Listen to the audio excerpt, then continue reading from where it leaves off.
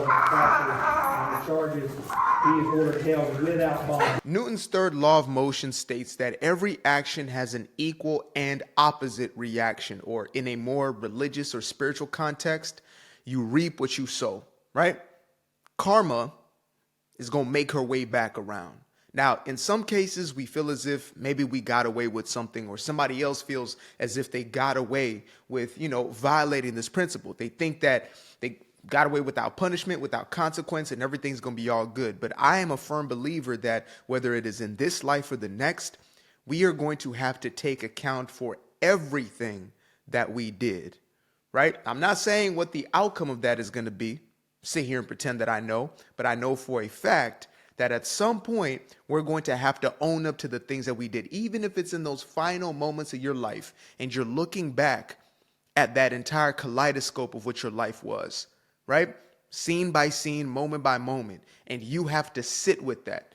You have to go to the next life, to the afterlife, knowing that you were this type of person. You did these things, that you created more harm. And so I live in a way where I do my best not to create more harm, more dysfunction. I know that if I put a positive act into the universe, that hopefully it's at least going to spread out, right?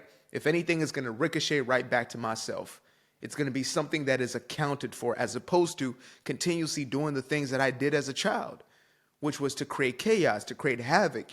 As we get into the story about this 16-year-old boy who is now being tried as a man and, may very well be spending most, if not the rest of his adult life in prison, this is exactly that. And I can empathize at a certain level with this story, but it doesn't mean that I have pity and sympathy for this young man. I know what it is to be off the straight and narrow. I know what it is to get yourself involved in foolish activities that degenerate into worse and worse. And then all of a sudden you find yourself in a situation that you cannot get yourself out of. Now, thank God, I did not happen to be one of those who could not get myself out of the mess. I had one chance, I had two chances, I had three chances, and I was able to figure it out. But unfortunately, the people that I called my day ones, my brothers around me, they don't have a second chance. They're in boxes in the ground right now, or in a cell at this very moment in time. The people that I surrounded myself with, the ones that I had to separate myself from, those individuals don't have their second chance. At least one of them does, because he's still in a cell somewhere. So at least he can, choose to change his life for the better. But the other three, they're not here anymore. Life is over. At least this life journey, it's done. And so I don't know what the consequences were on the other side, but I know what the consequences were here. And it was a life cut short. And so I wanted to get into this story, not just because of, a topic that I oftentimes go in depth on, which is the ghetto mentality or the thug, the hood mentality that leads to these types of things, but to highlight the ramifications, the real life consequences of this. Because sometimes when I talk about these things, I get some backlash, right? Most people are not only understanding and discerning, but they may have come from situations where they were spared, or they chose a different way as opposed to what their environment was pushing them to be or to do.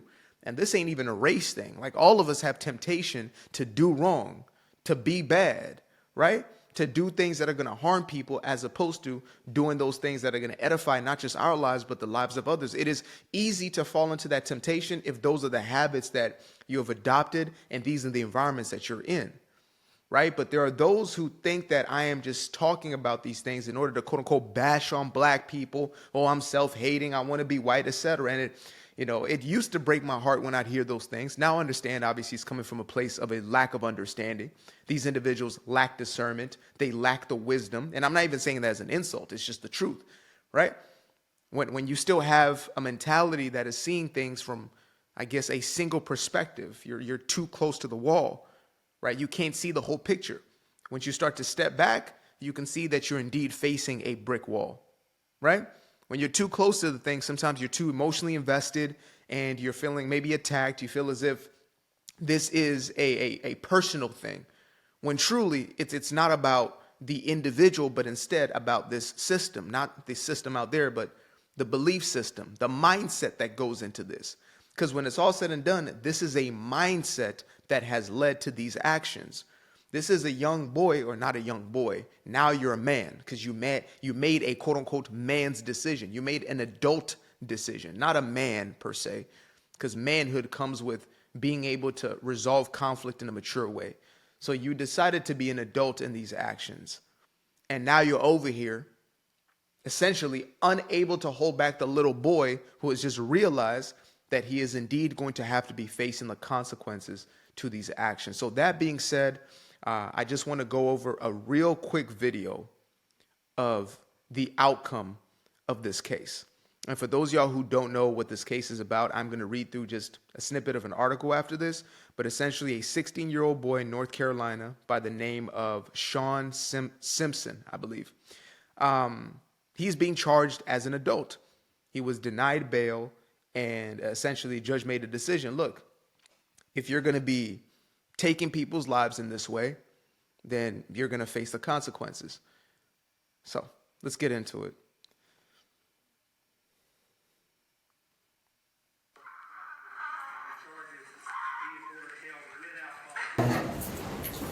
Pending indictment and grand jury. All right.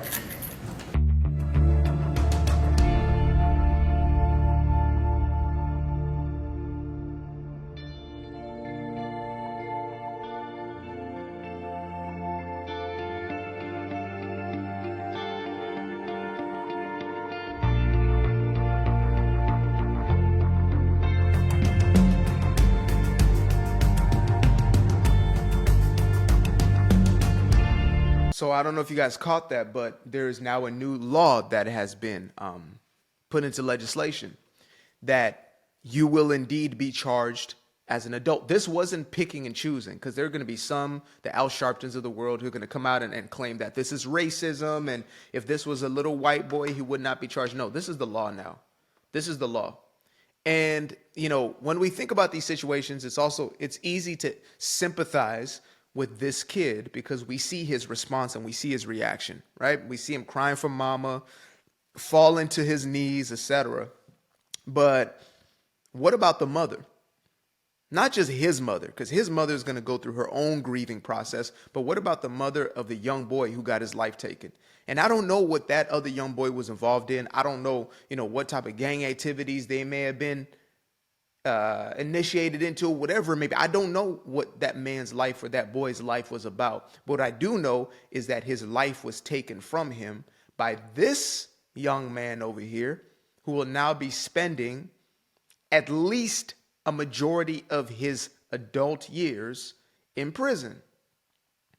And I believe that these consequences are the only way that others will at least, they will start to introspect about the choices that they make, because incentives and consequences are necessary in the law in order to stop some from committing these crimes. Like, there's going to be a percentage, a smaller percentage, but percentage nonetheless, of individuals who are going to do the thing anyway. They're going to commit the crime. They're hell-bent. They're too far gone. They're given over to their reprobate mind, right? There are going to be those individuals. But there are also those who may not do it if they know that the consequences are going to be too severe and too dire. I saw this happening in California when they started to decriminalize crimes. When they started to make it easier for people to steal and get away with it, $950 and below is not going to be a felony charge. It's a slap on the wrist. If we don't catch you, you get away with it. The amount of crime that came as a byproduct of that law was exponential. People who otherwise would not have committed crimes felt as if, they had a get out of jail free card. And so when you have soft on crime laws, you then have individuals who otherwise may not do those things now doing them. When you are extremely strict on these crimes, you'll see how your society changes. Like, there are countries where, I'm not going to say it's zero crime, but the lowest crime rates in the world, right? Go to Taiwan and try to do something over there, Try to spit a piece of gum on the floor and see what happens. Get caught for it. I dare you, let alone do something this heinous and see if they don't bury you underneath the prison. The United States is a unique place. It's a beautiful place. I'm thankful for all the opportunities that it has afforded me, but it's also a place that every state is almost operating like its own country, and even counties and things of that nature, different jurisdictions. Like it can feel like a night and day difference from, California to Florida, right? And I guess that's the beauty of it as well, as you get to kind of choose on that side. But then on the flip side of that coin is in some cases, you can get away with quite a bit. And in other cases, you're not going to jail. You're getting the chair. Like so imagine crossing a state line, committing a crime in that place. You think you're getting away with something. They're going to take your life too. An eye for an eye. Am I saying that's right? Well, may depend on the situation. But what I am saying is that that's a reality. These are the consequences. And again, these are the direct consequences of a certain mentality.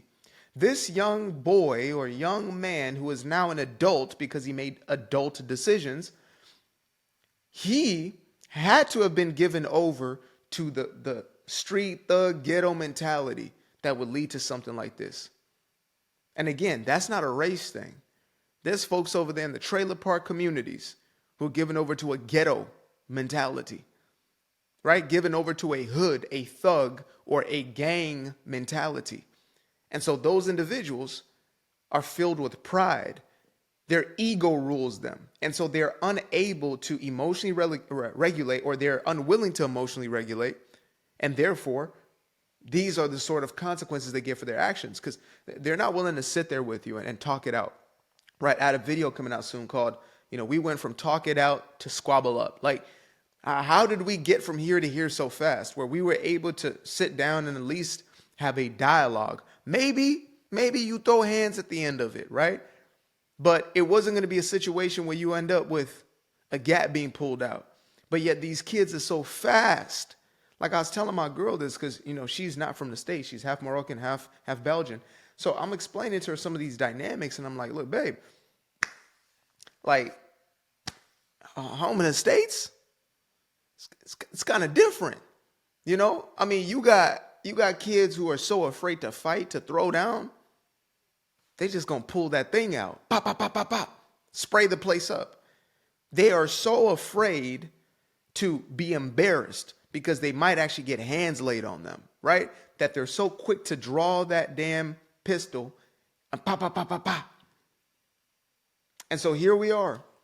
A young man who maybe in a better worst case scenario could have just gotten in a fight, maybe taken his L, or the other kid takes his L, and you live to fight another day. But instead, there is no fighting another day. There's no living another day. This is a 16-year-old who's going to be in prison with grown men. The types of things that are going to happen to him likely because of that decision are heartbreaking. That's why I say, again, there's a level of empathy that's there to say, damn, if I had continued on the path that I was on and I never checked myself, and I continue to make decisions from that place of ego, I might have been in the very same cell. I might have been in the very same situation that he was in. But I made conscious decisions to say, you know what? I'm not going to step past this line. This is a boundary for me, right? This isn't worth losing my life over. That was something I always used to repeat to myself. This is not worth losing my life over. That doesn't seem to be a sentiment when it comes to the gangster mentality. A real gangster stands on 10. They're willing to crash out over anything. They're willing to lose everything over a little bit of nothing. Somebody looked at them some way, or they perceive that somebody looked at them some way. They're ready to fire off. They're ready to not just squabble up, but pop, pop, pop. Right there on the spot. Without thinking twice about it. Broad daylight. And I'm not saying that you should be stealth about it or none of that. I believe you should get your just due regardless if that's how you're going to be living. But now you're going to be in a cell. You're going to be surrounded by other gorillas. You understand me? By other tigers and bears and goddamn whales. And you're going to be surrounded by dudes who will literally destroy you in there. And I'm not saying this to try to be funny and nothing like that. Like, I've heard enough of these prison stories to understand that for you Because you think you thought you were gangster in that moment. You thought that's what you really were.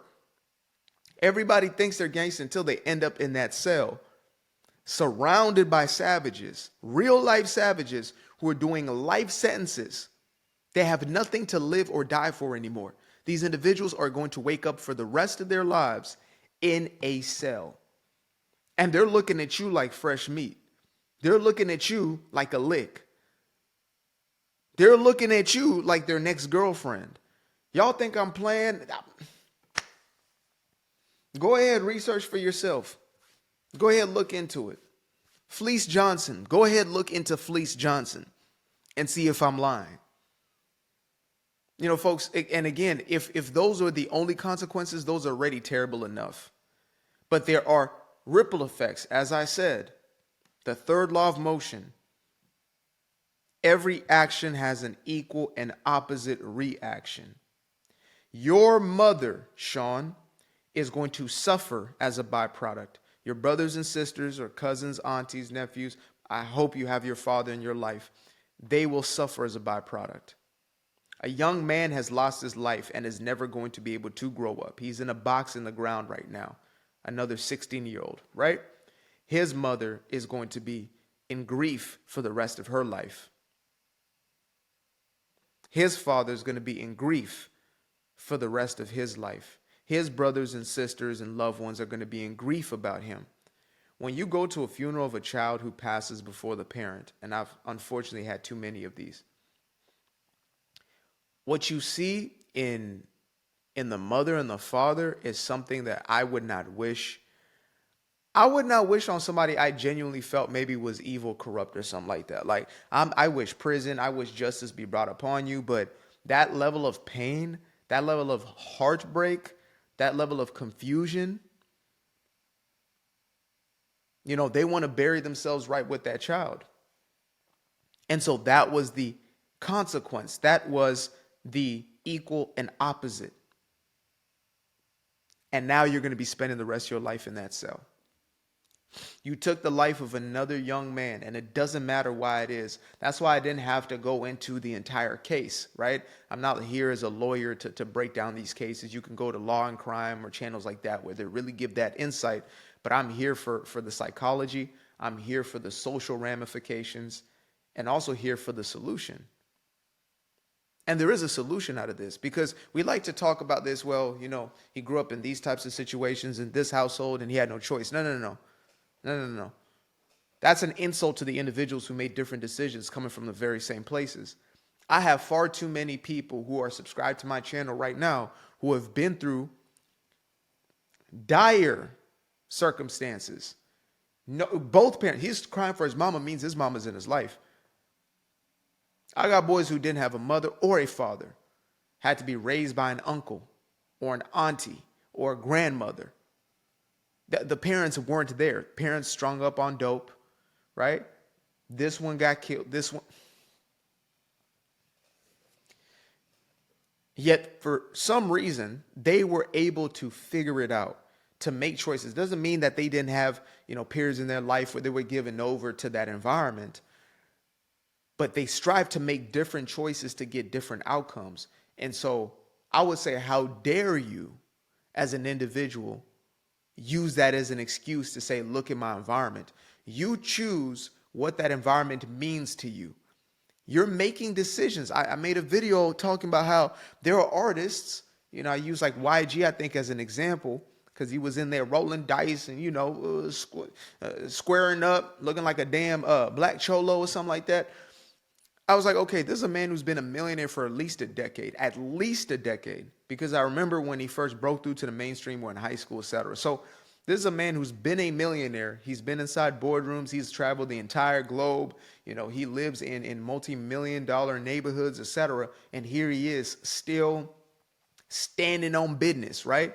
Still with that thug mentality, unable to, or unwilling, that's a lie, unwilling to separate himself from that mentality. That's a choice, my people. That's a choice that we're making. You and I have a decision to make. Are we going to give ourselves over to, the temptation of doing wrong? Or are we going to do the right thing and build habits upon that? Are we going to renew our minds daily? Or are we going to fall into the old habits that destroy us? And it doesn't even have to be in this case. It's in every case. What am I putting into my body? Right? Am I taking care of my body? I'm in relationship. Am I being faithful, loyal in this relationship? I say I can never respect a man who makes a promise to his woman and then breaks that promise. I can't trust you. She can't trust you. I can't trust you.